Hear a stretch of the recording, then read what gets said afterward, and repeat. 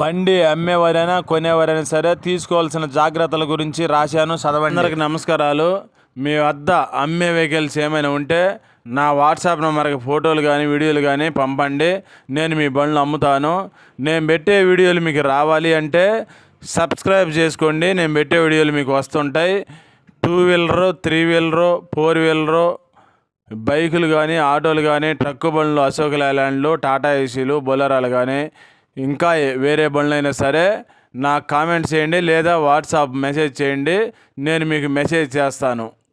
మహేంద్ర సుప్రో ఈ బండి మోడల్ వచ్చేసి 2022 మోడలు.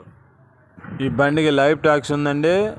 ఇన్సూరెన్స్ 3వ నెల 2027 సంవత్సరం దాకా ఉంది.